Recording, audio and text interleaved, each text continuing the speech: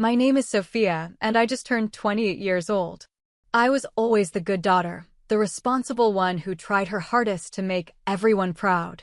For months, I planned what was supposed to be the perfect birthday celebration, only to have my parents choose my sister Jessica's impromptu dinner over my special day. That single decision shattered my heart, but ultimately sparked a revolution within me. Little did they know that their betrayal would lead me to find my true worth in the most unexpected way. If you want to know how I turned my family's rejection into the greatest triumph of my life, stick around. Before I dive into my story, drop a comment letting me know where you're watching from, hit that like button, and subscribe if you want more stories about standing up for yourself. Trust me, you'll want to hear how I transformed my family's betrayal into the best decision I ever made. Growing up in Minneapolis, I always felt like I was living in Jessica's shadow. From the moment my sister was born when I was 3, it seemed like the spotlight in our family permanently shifted away from me. Jessica was the golden child who could do no wrong, while I was the one who had to work twice as hard for half the recognition. My sister is 25 now, 3 years younger than me, but she's always been the center of my parents' universe. Linda and Michael, my parents, never tried to hide their favoritism. When Jessica wanted ballet lessons, they drove her 45 minutes each way to the best studio in the state. When I asked for art classes, I got a sketchbook from the dollar store and was told to practice at home. Jessica got a car for her 16th birthday. I got a used bicycle for mine. The pattern was consistent throughout our childhood. Despite this, I pushed myself to excel. I graduated top of my class in high school, earned a partial scholarship to college, and worked part-time jobs to cover the rest. Now I'm a marketing executive at a respected firm in the city. I climbed the corporate ladder faster than anyone expected, and I'm proud of what I've accomplished on my own. But there was always this small part of me that still craved my parents' approval, that still hoped one day they would look at me with the same pride they reserved for Jessica. That hope is what made me so excited about my 20th birthday. For once, I wanted to do something special for myself that my family would have to acknowledge.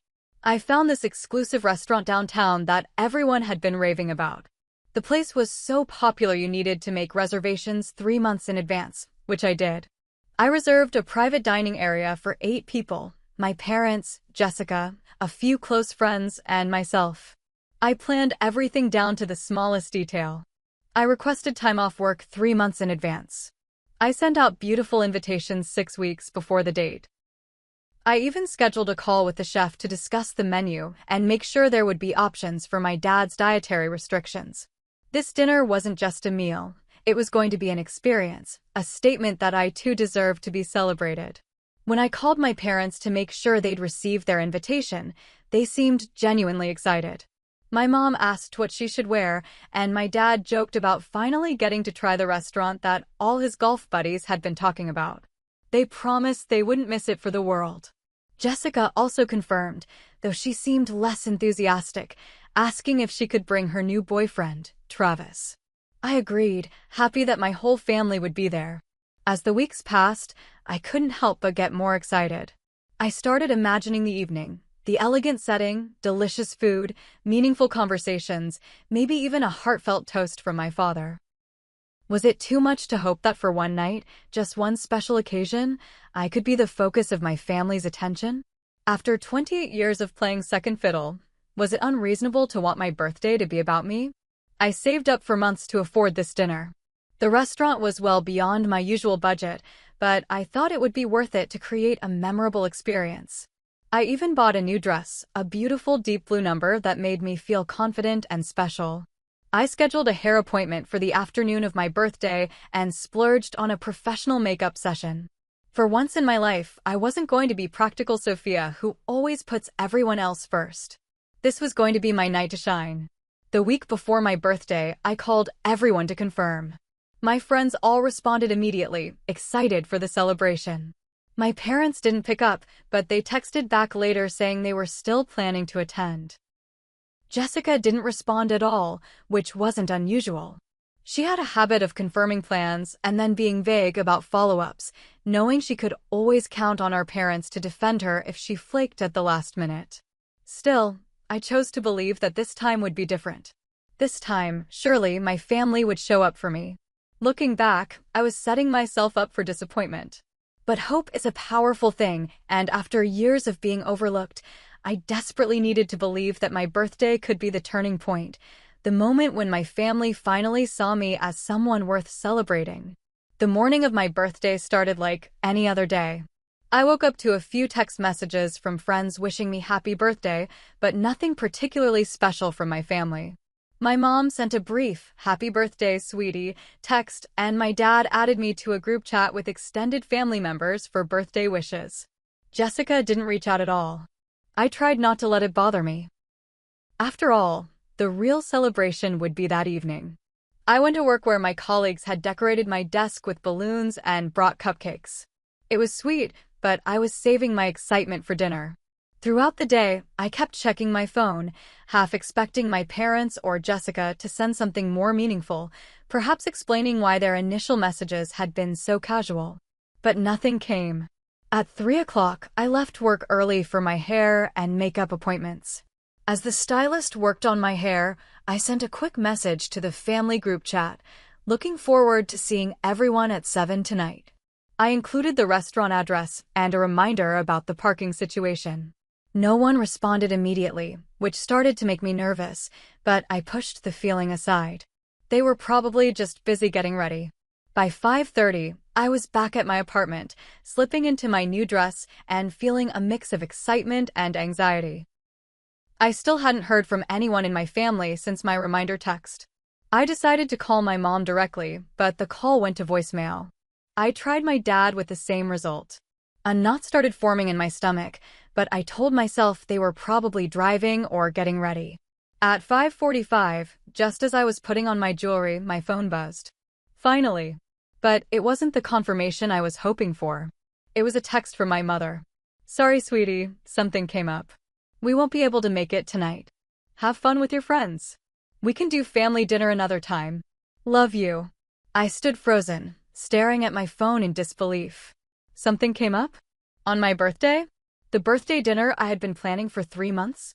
I immediately called my mother, my hands shaking. This time, she picked up. "Mom, what do you mean you can't make it? What came up?" I tried to keep my voice steady, but I could hear the desperation creeping in. "Oh, Sophia." She sighed in that way she always did when she thought I was overreacting. "Jessica got invited to meet Travis's parents tonight. It was very last minute, and you know how important first impressions are. His family is very well connected, and this could be a great opportunity for her." I couldn't believe what I was hearing. "But Mom, it's my birthday. The reservation, the private dining room, I've been planning this for months. Can't Jessica meet Travis's parents another time?" "Sweetie, you know it doesn't work that way. When opportunities come up, you have to take them. Jessica really likes this boy, and his parents are only in town for tonight. You understand, right? You've always been so good about these things." The familiar feeling of being pushed aside for Jessica washed over me, but this time it came with a sharp new pain. This wasn't just any day. This was my birthday, the one day a year when even I thought I deserved to be prioritized. "Is Dad coming at least?" I asked, clinging to a final thread of hope. "Of course not. We both need to be there to support Jessica. Meeting the boyfriend's parents is a big step." I ended the call shortly after, too stunned to argue further. Within minutes, I received a text from Jessica. "Sorry about dinner. Travis's parents wanted to meet up. You know how it is. Have fun though." No apology. No acknowledgement of what she was missing. Just a casual dismissal of the event I had spent months planning. And the worst part? She knew exactly what she was doing. This wasn't an unavoidable conflict. It was a dinner she had accepted after knowing about my birthday plans. She could have suggested another night to meet Travis's parents, but she didn't. And our parents, as always, chose her. I called my father next, hoping that maybe he would understand, that maybe he would choose to come to my birthday even if Mom and Jessica wouldn't. But the conversation went exactly as I feared. "Dad, please. Just you come to dinner. Jessica has Mom with her. Sophia, be reasonable. This is important for your sister's future. Travis's family has connections that could help her career. We need to make a good impression as a family. And my birthday isn't important." I asked, my voice breaking. Of course it is, but you're 28, not 8. You have friends coming, right? You'll still have a nice time. We can celebrate this weekend instead. But I knew we wouldn't. There would always be some reason, some excuse why Jessica's needs took precedence over mine. This wasn't new behavior. It was just the most painful example in a lifetime of similar choices. As I hung up the phone, I caught my reflection in the mirror. There I was, all dressed up in my beautiful new outfit, makeup perfectly done, hair styled elegantly, and a look of utter devastation on my face. For the first time in my life, I didn't just feel overlooked or second best. I felt completely insignificant to the people who were supposed to love me most in the world. With less than an hour until the reservation, I had to make some quick, painful decisions. First, I called the restaurant to update our party size. When the hostess asked why I was reducing the reservation from 8 to 4 people at the last minute, I had to choke back tears as I explained that my family had canceled. The sympathy in her voice only made me feel worse. "I'm sorry, but we'll still have to charge you for the original party size," she said gently. "Our policy for the private dining room requires at least 48 hours notice for changes." So not only was my birthday ruined emotionally, but I was also losing hundreds of dollars on meals that wouldn't be eaten. I agreed to the charges, too defeated to argue. Next, I had to tell my friends what happened. These were people who had cleared their schedules to celebrate with me, who were excited to meet my family. Now I had to explain that my parents and sister had chosen a last-minute dinner over my carefully planned birthday celebration. I sent a group text, "Slight change of plans. It'll just be us tonight." Family emergency came up. I couldn't bring myself to tell them the truth. It was too humiliating. By the time I arrived at the restaurant, I had managed to compose myself enough to fake a smile. My 3 friends were already there, having coordinated among themselves to arrive early. They greeted me with hugs and birthday wishes, but I could see the questions in their eyes when they noticed my family's absence. "So, what's the family emergency?" asked Alyssa, my closest friend since college. "Jessica had something important come up, and my parents needed to be there," I said vaguely. "On your birthday?" Alyssa's tone was incredulous. She knew enough about my family dynamic to read between the lines. "It's fine," I insisted, though it clearly wasn't. "Let's just enjoy the evening." The private dining room, designed for 8, felt cavernous with just 4 of us. The empty chairs were constant reminders of the people who should have been there but chose not to be. My friends did their best to keep the conversation light and festive, but there was an undeniable awkwardness hanging over the dinner. When the server brought out a small cake at the end of the meal, singing happy birthday with my friends, I nearly broke down. This moment, which should have been joyful, just highlighted everything that was missing. I blew out the candles without making a wish. At that point, I didn't believe wishes came true anymore. Alyssa insisted on paying for the cake, knowing I was already covering the cost of 4 empty places. It was a kind gesture, but it didn't ease the ache in my chest. By 9:30, the dinner was over, much earlier than I had planned. My friends offered to continue the celebration elsewhere, but I declined. I just wanted the night to be over. Back at my apartment, I placed the small pile of gifts from my friends on the coffee table, but couldn't bring myself to open them. Instead, I sat on my couch in my beautiful dress, makeup smudged from fighting back tears throughout the evening, and finally let myself cry. Really cry. The deep, body-shaking kind of crying that comes from a place of profound hurt. Years of suppressed feelings came pouring out. I wasn't just crying about tonight's betrayal, but about a lifetime of being the less important daughter. About always understanding, always accommodating, always putting Jessica first, because that's what my parents expected. About working so hard for recognition that never came. About foolishly believing that this birthday would somehow be different. I checked my phone before going to bed. Nothing from my dad. My mom had sent a casual text asking, "How was dinner? Did your friends like the restaurant?" As if her absence was completely normal. Jessica had posted nothing about my birthday, but her Instagram showed a new post, a photo of her and Travis with our parents and an older couple, presumably Travis's parents. The caption read, "So blessed to have such amazing family support. #family first #meeting the parents." The hashtag family first felt like a deliberate slap in the face. Whose family put them first? Certainly not mine. I spent the night alternating between tears and a strange, hollow feeling. Sleep came in short, restless bursts. By morning, my eyes were swollen and my head pounded from dehydration and emotional exhaustion. The next day was Saturday, and I had taken it off work, anticipating a late night celebrating. Instead, I woke up early, feeling empty. My phone showed birthday messages from acquaintances and colleagues, but nothing new from my family. It was as if last night never happened, as if their choice hadn't shattered something fundamental in our relationship. Around noon, my mother called as if it were any normal Saturday. "Good morning, sweetie. Your father and I were thinking of having a barbecue next weekend. Can you come?" Jessica said Travis might join us. No mention of my birthday. No acknowledgement of what they had done. No apology. "Did you have a nice dinner last night?" she asked casually when I didn't immediately respond to her barbecue invitation. "It was fine," I said flatly, not having the energy to express my true feelings. What would be the point? They would dismiss them as they always did. "That's nice, dear. So about the barbecue."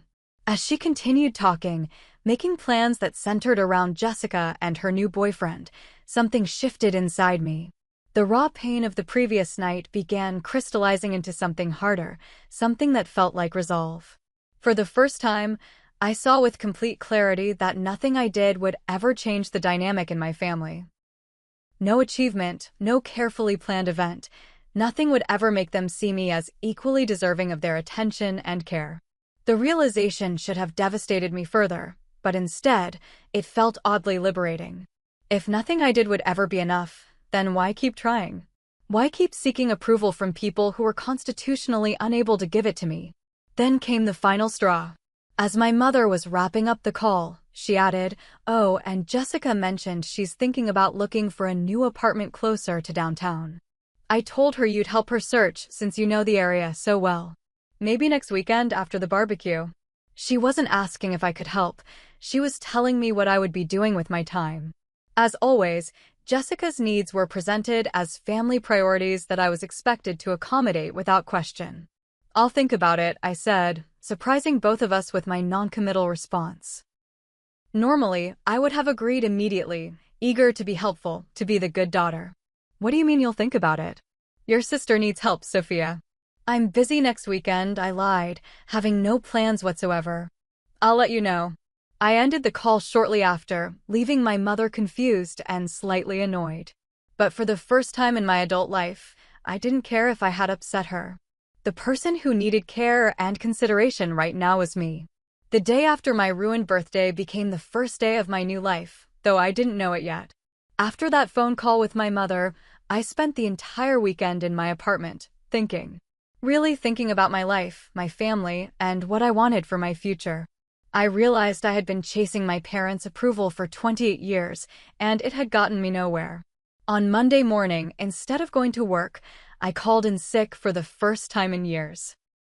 I needed a day to myself, to process everything and make some decisions. The first thing I did was review my finances.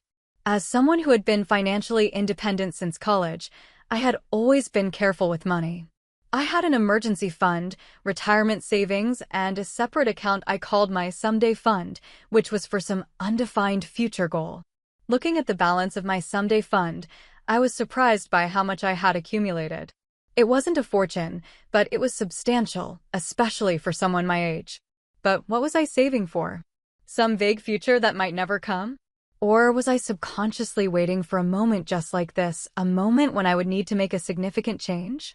Almost on a whim, I started browsing real estate listings. I had always dreamed of owning my own place, but living in the city meant sky-high prices for tiny apartments. On a hunch, I expanded my search to include properties within a 2-hour radius of the city. That's when I saw it. A charming country house with a wraparound porch, sitting on just over 2 acres of land. The listing described it as needing TLC, which explained the surprisingly affordable price tag. The house was in a small town called Willow Creek, about an hour and 45 minutes from the city. close enough that I could commute if necessary, but far enough to feel like a true escape. I called the real estate agent immediately and scheduled a viewing for the next day. Taking another day off work felt rebellious and completely unlike me, but I was running on a new kind of energy. It felt like I had spent years sleepwalking through a life designed to please others, and now I was finally truly awake. The drive to Willow Creek took me through rolling countryside that grew increasingly scenic as I got farther from the city. By the time I pulled up to the address, I was already half in love with the area. The house itself, despite its obvious need for repairs, had an undeniable charm. It was a two-story farmhouse-style building, painted a faded yellow with white trim. The wraparound porch was sagging in places, and several of the shutters were hanging crooked, but I could see the potential immediately. Andrea, the real estate agent, greeted me with a look of surprise. Clearly, I wasn't the typical client looking at rural fixer-uppers. She walked me through the house, pointing out both the problems and the possibilities. The inside needed even more work than the exterior. Outdated kitchen, peeling wallpaper in some rooms, creaky floorboards. But the bones of the house were solid, and features like the original hardwood floors, a brick fireplace, and large windows that flooded the rooms with natural light more than made up for the cosmetic issues. "It's going to need quite a bit of work," Andrea warned. "Are you looking for a renovation project?" The truth was, I hadn't been. But standing in what could be my future living room, watching dust motes dance in the sunbeams, I suddenly knew that this was exactly what I needed, a project that was all mine, a place where I could pour my energy into something that would give back to me exactly what I put into it. No more one-sided relationships where I gave and gave with nothing in return. "Yes," I said confidently. "This is exactly what I'm looking for." I made an offer that afternoon, slightly below asking price, but still reasonable given the condition of the property. Andrea seemed skeptical, but submitted it anyway. The next morning, to my shock and delight, my offer was accepted. The owners were motivated to sell quickly, and my clean offer without complicated contingencies was attractive. The closing process moved surprisingly fast. I qualified for a mortgage easily thanks to my excellent credit score and stable employment. I chose not to tell anyone about my purchase, not even my closest friends. This was my secret, my project, something that belonged only to me. For once in my life, I wanted to do something significant without seeking anyone's approval or advice. Throughout the closing process, life with my family continued as normal. I attended the barbecue my mother had mentioned, where Jessica monopolized the conversation with stories about Travis and his family's connections. I smiled and nodded in all the right places, but inside I was buzzing with my secret. While they were all focused on Jessica's potential new apartment, I had just bought an entire house. I did end up helping Jessica look at apartments the following weekend, playing my usual supportive sister role. The difference was that now it felt like a choice rather than an obligation. I knew I was on my way to something better, something that was all mine, and that knowledge gave me a sense of freedom I had never experienced before. The house closing happened on a Tuesday, 32 days after my disastrous birthday. I signed the papers during my lunch break and returned to work with the keys to my new country house in my purse, feeling like I was walking on air. That evening, I drove out to my property, and spent an hour just walking through the empty rooms, making plans and dreaming about what it could become. I took a week to research renovation strategies and create a budget before diving into the work. YouTube tutorials became my constant companions as I learned about everything from stripping wallpaper to refinishing hardwood floors. I created a detailed renovation plan, prioritizing projects by necessity and budget. The kitchen and bathroom would need professional help, but there was plenty I could tackle myself. The house quickly became my sanctuary, my secret joy. Every Friday after work, I would drive out to Willow Creek and spend the entire weekend working on the house, returning to my apartment and city job on Sunday nights. I bought tools and supplies a bit at a time to spread out the expenses. Each small improvement filled me with a sense of accomplishment that I had rarely experienced in other areas of my life. All the while, my family remained completely unaware. When they asked about my weekends, I gave vague answers about projects and taking some me time.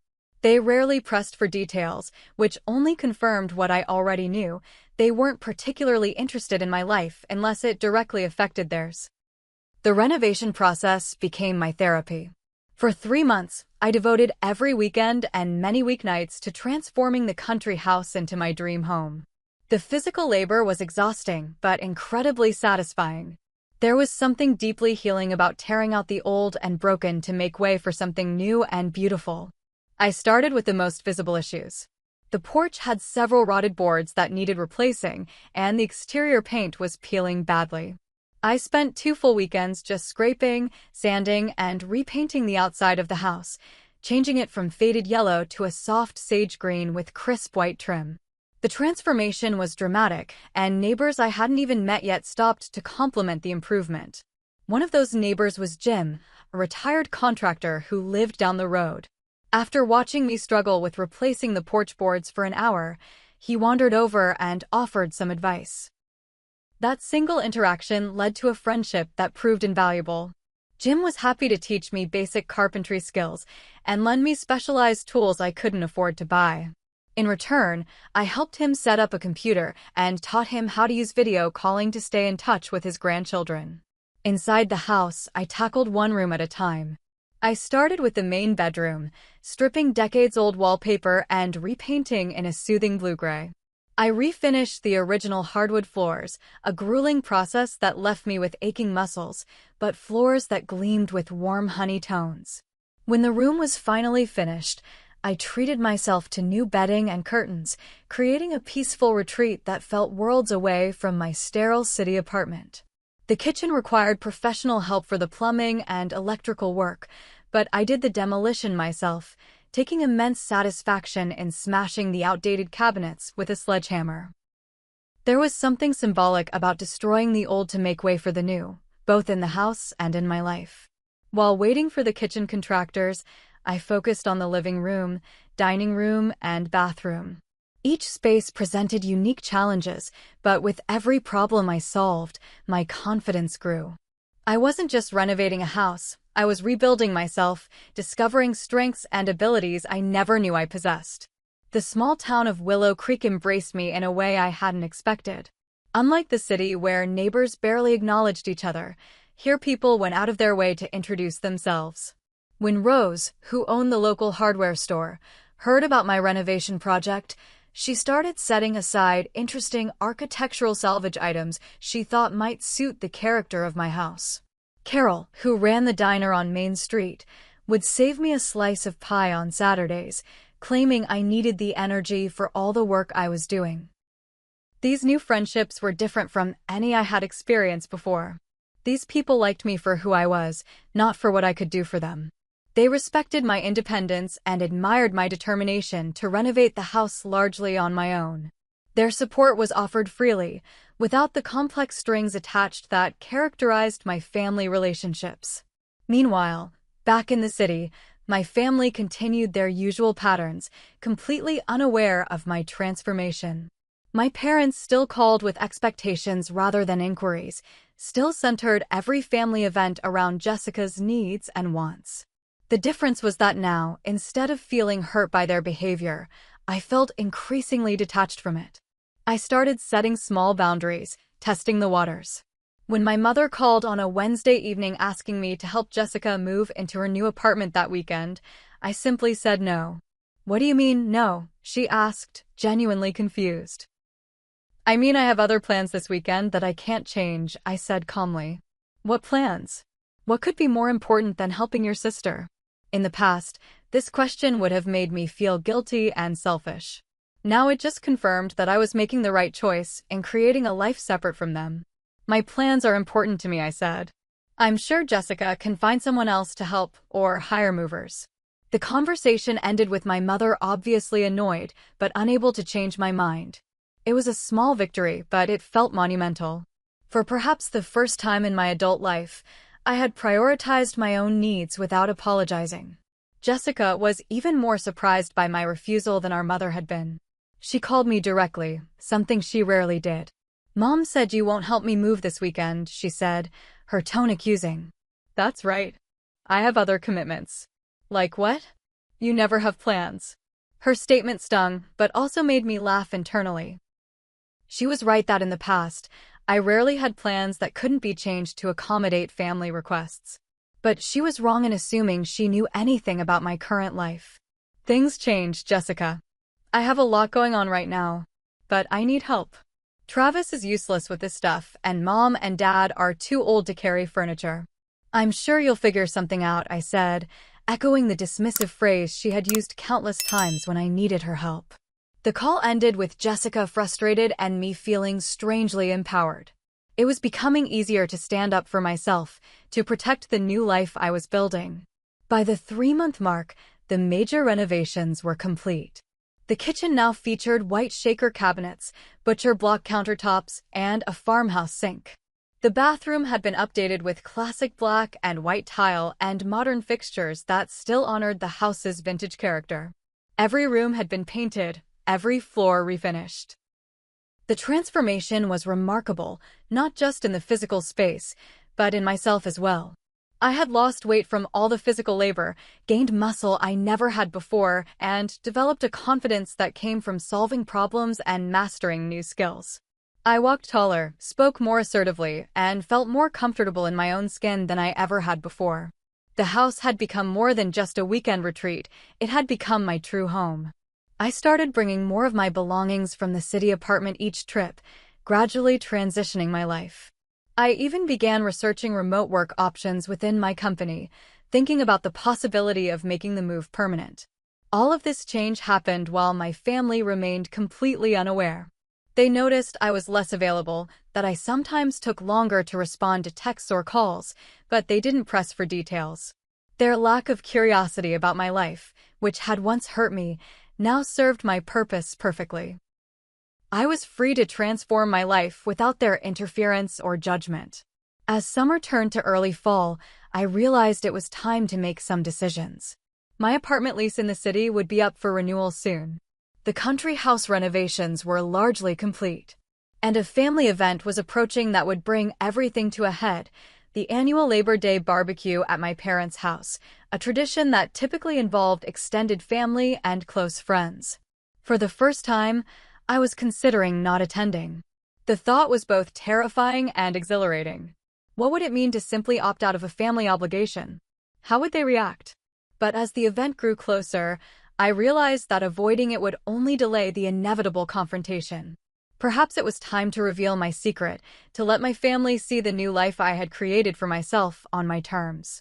With that decision made, I spent the final week before the barbecue putting finishing touches on the house. I hung artwork, arranged furniture, and planted flowers along the front path. By the time Labor Day weekend arrived, my country house wasn't just habitable, it was beautiful, a true reflection of who I had become.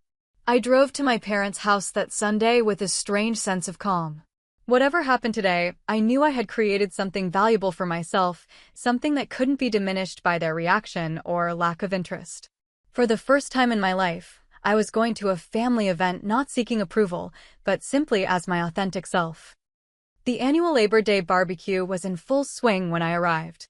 My parents' backyard was filled with the usual suspects, a few neighbors, some colleagues of my father's, my mother's book club friends, and various relatives who lived close enough to attend. I spotted Jessica immediately, holding court near the grill with Travis by her side, his arm draped possessively around her waist. I greeted everyone politely but without my usual eagerness to please. Several people commented that I looked different, though they couldn't quite put their finger on what had changed. I accepted their compliments with a simple, thank you, no longer feeling the need to deflect positive attention as I once would have. My mother was busy playing hostess, flitting from group to group with trays of appetizers and refilled drinks. She gave me a quick hug when I arrived, but was clearly distracted. My father was manning the grill, deep in conversation with Travis and 2 of his golf buddies. Neither of my parents seemed particularly interested in catching up with me, which was nothing new but felt especially ironic given what I was about to reveal. I helped myself to a drink and some food, then found a spot at one of the patio tables where I could observe the scene. Jessica kept glancing my way, clearly noticing my unusual independence. Typically, I would have been helping my mother serve food or engaged in conversation with whomever seemed most isolated. Today, I was content to sit quietly and wait for the right moment. That moment came sooner than expected. Just as my father was serving the grilled chicken and burgers, Jessica clinked her glass with a fork, calling for everyone's attention. My stomach tightened, somehow knowing what was coming. "Travis and I have an announcement to make," she said, beaming as Travis moved to stand beside her. "We're engaged." The backyard erupted in cheers and congratulations. My mother burst into tears of joy, and my father shook Travis's hand vigorously before pulling him into a hug. Family members surrounded the happy couple, admiring the engagement ring and asking about wedding plans. I offered my congratulations when the crowd around them thinned, giving Jessica a brief hug and telling Travis welcome to the family. Their engagement wasn't a surprise. They had been dating for nearly a year, and Jessica had been dropping hints about marriage for months. What was surprising was how little I felt about the news. In the past, I would have been hurt by not being told privately before the public announcement, by not being included in the moment. Now, I simply accepted that this was how our relationship worked. As the excitement began to settle, Jessica started discussing potential wedding venues, making it clear she was envisioning a large, elaborate affair. "Of course," she added, looking directly at me, "Sophia will be my maid of honor and will help with all the planning. She's so good at organizing things." There it was, the assumption that my time and energy were hers to claim, without even the courtesy of asking. Before I could respond, my mother jumped in. "Oh yes, Sophia will be such a help. And she can host the bridal shower at her apartment. It's small, but we can make it work." "Actually," my father added, "we were thinking you could contribute to the wedding costs, Sophia.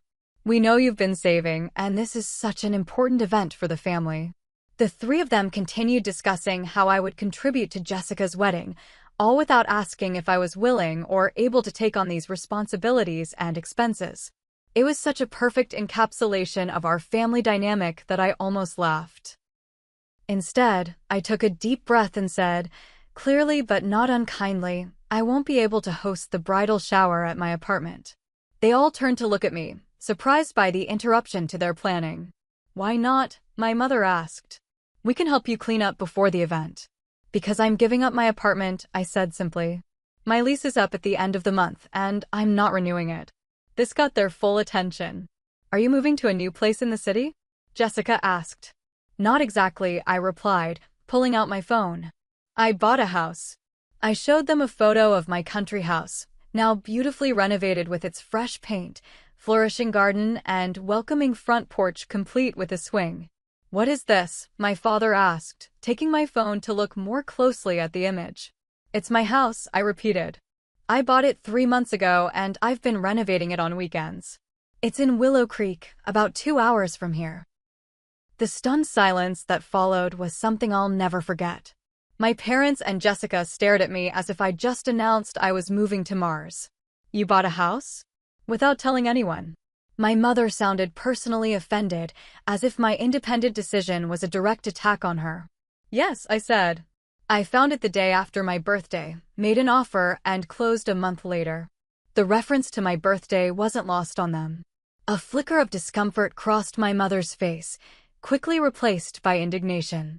"But why would you buy a house so far away? All your family is here. Your job is here. It doesn't make any sense." "It makes sense to me," I said, taking back my phone and scrolling through more photos of the renovation process. I did most of the work myself. Learned how to refinish floors, replace drywall, even some basic plumbing. Jessica grabbed the phone from my hands, scrolling through the photos with increasing agitation. "This is what you've been doing when you said you were busy? This is why you couldn't help me move?" "Yes," I said simply. "But why keep it a secret?" my father asked, his tone suggesting I had done something underhanded rather than simply made a private decision about my own life. "I wanted something that was just mine," I explained. "Something I did for myself, by myself." "That's so selfish," Jessica said immediately. "You know we would have helped you if you'd asked." "Would they, though? Would they have driven 2 hours each way to help me sand floors or paint walls?" Would they have put their plans on hold to support my project the way they constantly expected me to support Jessica's endeavors? We all knew the answer. I didn't need help, I said. I enjoyed doing it myself. And I made some great friends in Willow Creek who pitched in when I needed an extra hand. Friends? What friends? You don't know anyone there, my mother said dismissively. I do now. There's Jim who taught me carpentry, Rose at the hardware store, Carol who owns the diner, and several others. Willow Creek is a friendly place. My parents exchanged concerned glances, clearly struggling to process this new, independent version of their older daughter. My father, always practical, shifted to financial concerns. How could you afford this? Houses aren't cheap, even in small towns. I've been saving for years, I said. I qualified for a mortgage easily with my credit score and salary. And the house needed work, which made it affordable. Most of the renovations I did myself, which saved a lot of money. My mother, who had been unusually quiet, finally spoke up. We always taught you to be financially responsible, she said, attempting to take credit for my achievement. I'm glad those lessons sank in. And now you can help with Jessica's wedding expenses, my father added, bringing the conversation full circle to their original expectations. Actually, no, I said firmly. I've invested most of my savings in the house, and I'll need to build my emergency fund back up. I'm happy to help Jessica with planning if she asks me directly, but I can't contribute financially to the wedding. Jessica's face flushed with anger. So you spend all your money on some impulsive house purchase, and now you can't help with my wedding? That's so typical, Sophia. Always thinking of yourself. The irony of her statement was breathtaking. For 28 years, I had rarely put myself first, had consistently compromised my needs and once for the sake of family harmony, had been the reliable, responsible daughter they could always count on to fill whatever role they assigned me. The one time I made a significant decision based solely on what I wanted, I was labeled selfish. Rather than argue, I simply showed them more photos of the house. The kitchen with its farmhouse sink and open shelving, the cozy living room centered around the original brick fireplace, the reading nook I'd created in the upstairs landing with a window seat overlooking the garden. It's beautiful, admitted Travis, speaking up for the first time. His genuine admiration earned him a sharp look from Jessica. Thank you, I said, appreciating his honesty. I'm having a housewarming party next weekend if anyone wants to come see it in person. My invitation was met with awkward silence. It was clear from their expressions that none of them had any intention of driving 2 hours to celebrate my achievement. Well, we're very busy with engagement celebrations, my mother finally said. But maybe sometime in the future.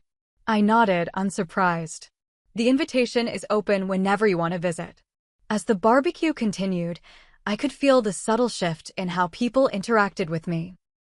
Word of my house purchase spread quickly among the guests, and suddenly relatives who had barely spoken to me in years were curious about my renovation stories. A few even asked for the address, saying they might stop by if they were ever in the area. Jessica, predictably, tried to reclaim attention by discussing wedding plans in detail with anyone who would listen. But for once, she wasn't the only center of interest at a family gathering. It was a small change, but a significant one. As the afternoon wore on, I felt increasingly ready to leave. I had said what I needed to say and revealed what I needed to reveal. There was no dramatic confrontation, no tearful reconciliation, just the quiet establishment of a new reality. I was no longer the daughter who would always be available, always put family first at her own expense, always play the supporting role in the Jessica show. I said my goodbyes earlier than I typically would, explaining that I had a long drive ahead of me. My parents seemed confused. You're going back to your apartment, right? My mother asked. No, I'm going home, I said, the word home carrying new weight and meaning. To Willow Creek. As I drove away from my parents' house, I felt a complex mix of emotions, relief that the revelation was over, pride in what I had accomplished, and a touch of sadness for the family relationships that might never be what I had once hoped they could be. But most of all, I felt free. Free to define myself on my own terms, free to create a life that fulfilled me without constant reference to others' expectations. Back at my country house that evening, I sat on the porch swing as the sun set over the rolling hills surrounding my property.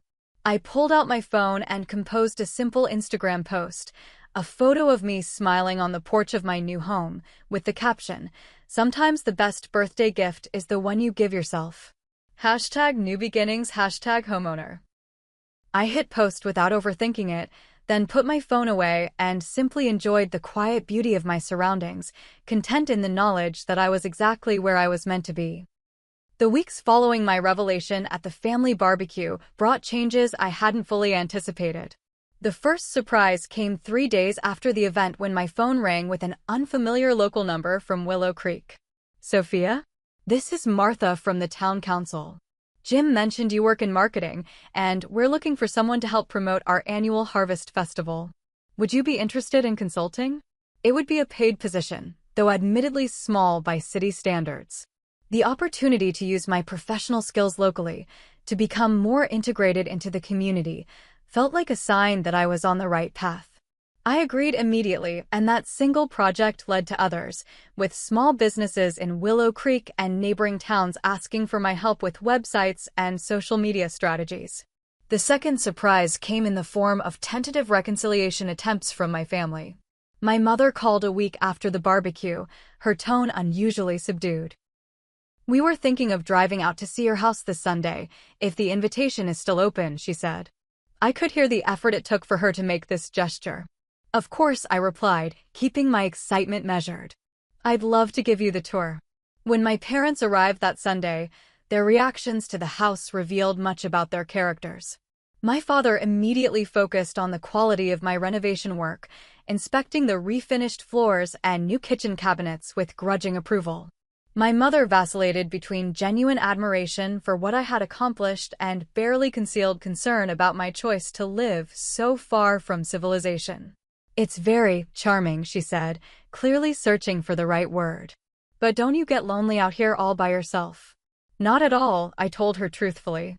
"I have my work, my projects, and I've made good friends here. It's a real community, the kind where people actually know their neighbors."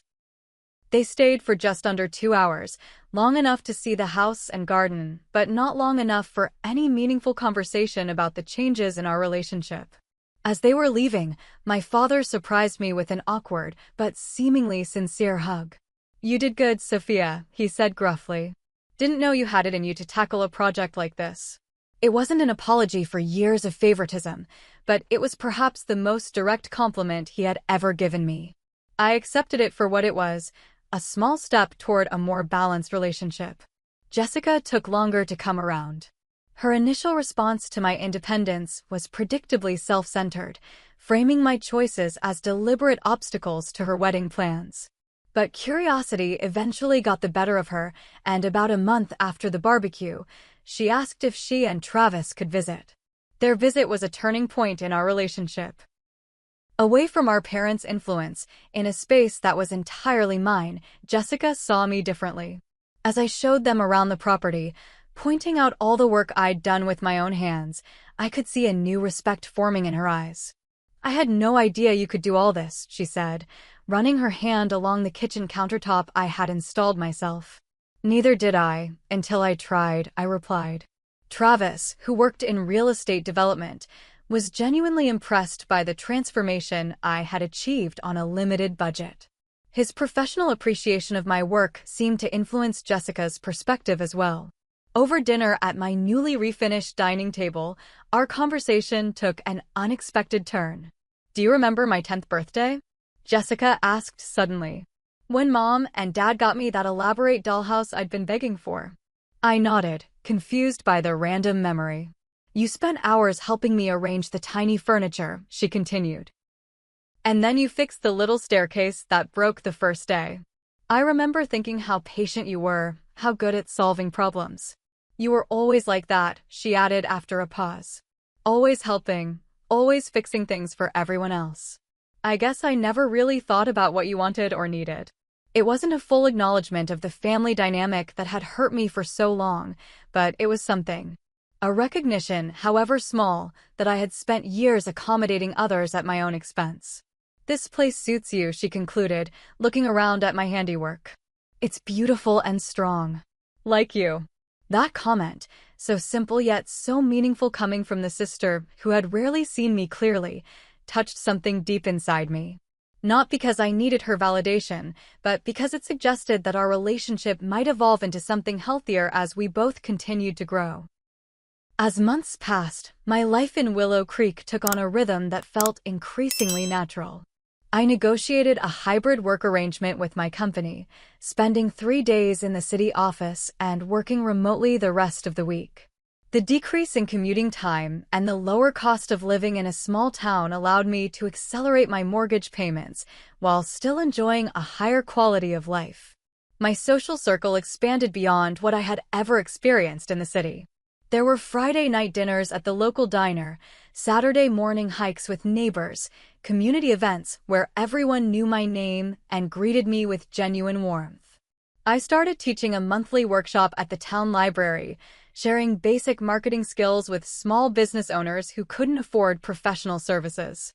My relationships with my parents and Jessica continued to evolve, with small steps forward and occasional retreats to old patterns. My parents never explicitly acknowledged the years of favoritism or apologized for the birthday dinner incident that had sparked my transformation. But they did begin to show more interest in my life and accomplishments, making the effort to visit my house every couple of months and including me more thoughtfully in family decisions. Jessica, surprisingly, made the most significant change. As her wedding planning progressed, she made a point of asking rather than assuming when she needed my help. She drove out to Willow Creek one weekend specifically to get my input on her wedding website design, acknowledging my expertise and treating me as a valued consultant rather than free labor. When my 29th birthday approached, I decided to host a celebration at my country house. I sent invitations to my city friends, my new Willow Creek community, and my family, explicitly stating that I understood if the distance was too great for some to attend. To my surprise and delight, almost everyone accepted. The party was everything my previous birthday should have been but wasn't. My house and garden were filled with people from all parts of my life, mingling and connecting in ways I couldn't have imagined a year earlier. My parents arrived early to help set up, bringing a beautiful cake from my favorite bakery in the city. Jessica and Travis brought champagne and a thoughtful gift for my home. As the sun began to set, casting a golden glow over my property, Jim from down the road raised his glass in a toast. To Sophia, he said, who came to Willow Creek as a stranger and became an essential part of our community. Who took a house that needed love and transformed it with her own 2 hands. Who reminds us all that it's never too late to build the life you truly want. The words brought tears to my eyes, not from sadness, but from the profound realization of how far I had come in just 1 year. From the devastated woman crying alone in her apartment after a ruined birthday to the confident homeowner surrounded by genuine affection and respect. Later that evening, as the party was winding down, my mother pulled me aside. "I want you to know," she said quietly, "that your father and I are proud of you.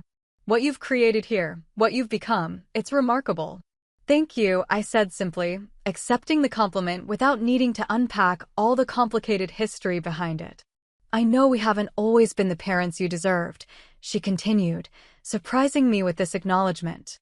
"But we're trying to do better." It wasn't everything, but it was enough for now. Healing doesn't always come in dramatic moments of perfect reconciliation. Sometimes it's a slow process of small changes, new boundaries, and gradual growth on all sides. As the last guests departed and I sat alone on my porch swing, I reflected on the journey of the past year. The painful birthday that had initially seemed like such a devastating blow had actually been the catalyst for the most significant growth of my adult life. In losing what I thought I needed from my family, I had found something far more valuable: my own strength, my own vision for my life, and the courage to create it. The house around me stood as physical proof of what I was capable of, but the true transformation had been internal. I no longer measured my worth by others' approval or defined myself primarily through relationships with family members who couldn't see me clearly. I had learned that self-worth comes from within, that independence isn't selfish but necessary for authentic living, and that sometimes the family we create through friendships and community can be as nurturing and significant as the one we're born into. Looking out at the stars above my little piece of the world, I felt a deep sense of peace and gratitude. The journey hadn't been easy, and there would surely be challenges ahead, but I knew now that I had the strength to face them. I had built this life with my own hands, one decision, one boundary, one renovation project at a time. And no one could ever take that away from me. What about you?